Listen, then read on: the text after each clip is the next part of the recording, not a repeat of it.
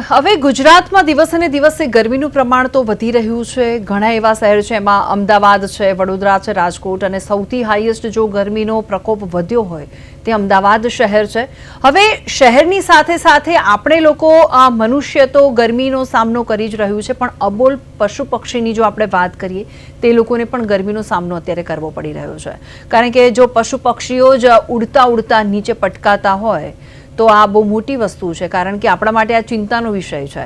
હવે આવી જ ગરમીમાં પશુ પક્ષીઓને આપણે કઈ રીતે રાખી શકાય, તે લોકો માટે કઈ ફેસિલિટીઝ ઊભી કરી શકાય, તેના માટે આપણે આજે ચર્ચા કરવાની છે. મનોજભાઈ ભાવસાર છે, આપણી સાથે જોડાઈ ગયા છે, સ્ટુડિયોમાં છે, જીવદયા પ્રેમી છે. મનોજભાઈ, આપનું સ્વાગત છે પ્રદેશ 24 ગુજરાતીમાં.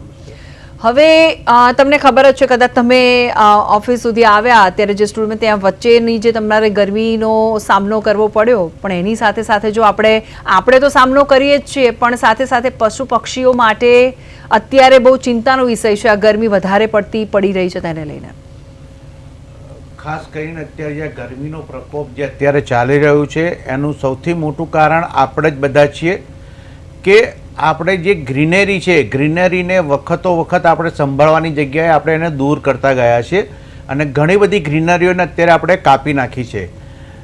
બીજી વસ્તુ છે કે અત્યારે જે ગરમીની સિઝન છે એની અંદર પક્ષીઓને પાણી મળી રહે તે હેતુથી અમે અત્યાર સુધી અમારી સંસ્થા છે મિશન સેફ ઉત્તરાયણ ફાઉન્ડેશન દ્વારા લગભગ 8,000થી વધારે માટીના કુંડાઓનું અમે વિતરણ કરીએ છીએ. ખાસ કરીને માટીના કુંડા એટલા માટે કે એની અંદર પાણી ઠંડુ રહે છે. કેટલાક લોકો એવા છે જે પ્લાસ્ટિકની બોટલમાં પાણી ભરીને પ્લાસ્ટિકના પેલા વિતરણ કરી રહ્યા છે, જે હાનિકારક હોય છે પક્ષીઓ માટે. તો એ પ્લાસ્ટિકનો ઉપયોગ ના કરે અને સ્ટીલના વાસણોનો ઉપયોગ ના કરે. પાણી ભરવા માટે માટીના જ બર્તનોનો ઉપયોગ કરે, જેથી કરી અને વખતો વખત પાણી ઠંડુ રહે અને એના કારણે પક્ષીઓ મરે નહીં. બીજી વાત આવે કે ડિહાઇડ્રેટ, તો એની અંદર તમે ORS નાખો અથવા ગોળની ગાંગડી નાખી રાખો. એ પાણી પીવાથી એ લોકોને જે ડિહાઇડ્રેટ થવાની જે ક્ષમતા એ લોકોને ઓછી થઈ જશે, કારણ કે ગોળના કારણે મીઠાશ અંદર જશે.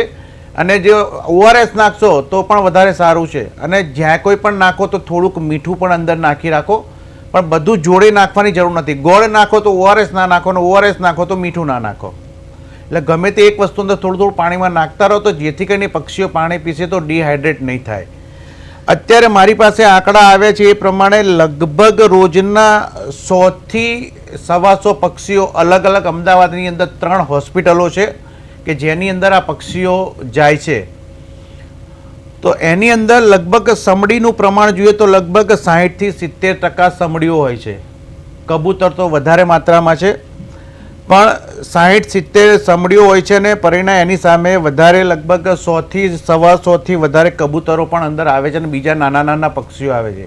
એક તરફ આપણે વિચારીએ છીએ કે પક્ષીઓને બચાવીએ, ને પક્ષીઓને બચાવવા માટેનું જે એટમોસ્ફિયર ઊભું કરવું જોઈએ, જે ગ્રીનરી છે એ આને કાપી રહ્યા છે. બિલકુલ. હવે મનોજભાઈ, તમે કહી રહ્યા છો કે ગ્રીનરી અત્યારે બહુ જ મોટો ભાગ ભજવે છે, પણ અત્યારે આપણી પાસે પ્રોબ્લેમ એ છે કે ગ્રીનરી જેટલી છે તેને કાપવામાં આવી રહી છે. હવે બની શકે કે આ પશુ પક્ષીઓને બચાવવાનું કારણ એક ગ્રીનરી પણ હોઈ શકે, કારણ કે એક ગ્રીનરી હશે તો તેમને છાંયડાનો અનુભવ થશે, અને કદાચ જો અત્યારે જે જીવલેણ સંકટ છે હીટ સ્ટ્રોકનું, તેનાથી પશુ પક્ષીઓ બચી શકે. ગ્રીનરી જેટલી વધારે હશે, આપ જોઈ શકો છો, હમણાં જ મને ધ્યાનમાં આવેલું છે કે સેટેલાઇટમાં એક રિકન્સ્ટ્રક્શન સાઇટ હતી, તેની અંદર ઝાડ કાપી રહ્યા હતા. તેના માટે જે તે એજન્સીને અમે જાણકારી આપી અને એ રોકાડવાની કોશિશ કરી હતી, પણ જે તે એજન્સીમાંથી અમને એવો જવાબ આપવામાં આવ્યો કે એમને NOC આપવામાં આવેલી છે કે એ લોકો રીટ્રાન્સપ્લાન્ટ કરશે ઝાડોને, પણ જેની જગ્યાએ લોકોએ મૂળિયાથી જ આખા ઝાડ કાપી નાખ્યા. પરિણામે મ્યુનિસિપલ કમિશનરે જાતે અંદર ઇન્વોલ્વ થઈને એ કામગીરી રોકાવી પડી. વાત આવે છે અત્યારે ફરીથી ગ્રીનરીની, તો ગ્રીનરી જેટલા તમે અત્યારે જો કોર્પોરેશન એક સારું કાર્ય કરી રહી છે કે ગ્રીનરી માટે બધા 4 રસ્તા પર ને બધે રાખે, પણ જે એના પ્રોપરલી છોડનો ઉછેર કરવા માટેની જે માવજત હોવી જોઈએ એ થતી નથી એવું લાગી રહ્યું છે. અને જે વધારે પડતા જે ઝાડ છે મોટા મોટા, તેને સાચવે તો વધારે સારું છે. અત્યારે ખાસ કરીને જો ડિહાઇડ્રેટમાં પક્ષીઓ તો મરે જ છે, પણ ખાસ કરીને વાંદરાઓ એવું પ્રાણી છે કે જે જલ્દી ડિહાઇડ્રેટ થતું નથી. પણ આ ગરમીમાં આપ જોશો તો ક્યાંક ને ક્યાંક બપોરે કોઈક ને કોઈક બિલ્ડિંગની અંદર ઝુંડના ઝુંડ વાંદરાઓ જે છે એ પોતાને ઠંડક માટે સોજે છે. હમણાં ગઈકાલનો જ એક આંકડો છે કે સરીસૃપ એસીની અંદર સાપ ઘૂસી ગયા હતા.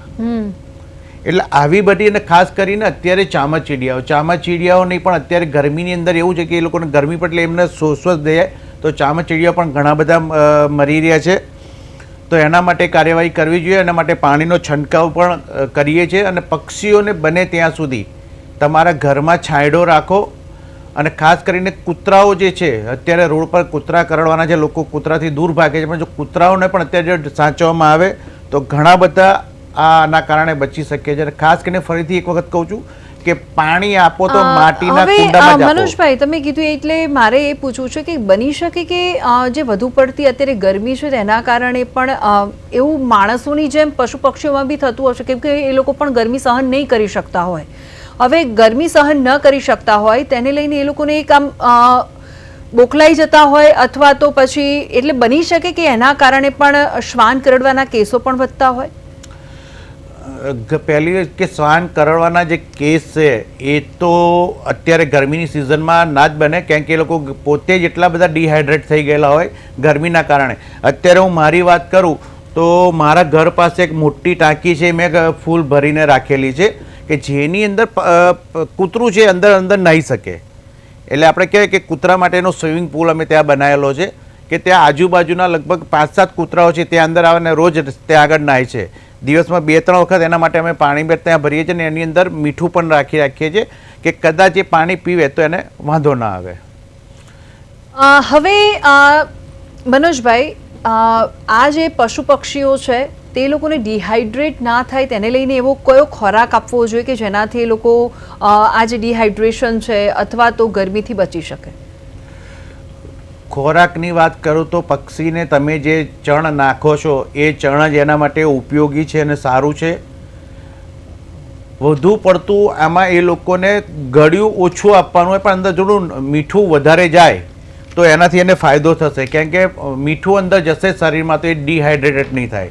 અને ખાસ કરીને ગળ્યું અને મીઠું બંને હશે. કૂતરાઓને તીખ્યું કે ખારું ઓછું ખાતા, પણ મીઠુંની અંદર થોડુંક જો મીઠું અંદર ઇન્વોલ્વ કરીને આપીએ તો વધારે સારું છે. કેમ કે મીઠાના કારણે અને પાણી જો આનાવાળું આપીશું ORS વાળું તો એ લોકો ડિહાઇડ્રેટ નહીં થાય અને પક્ષીઓ પણ ડિહાઇડ્રેટ નહીં થાય.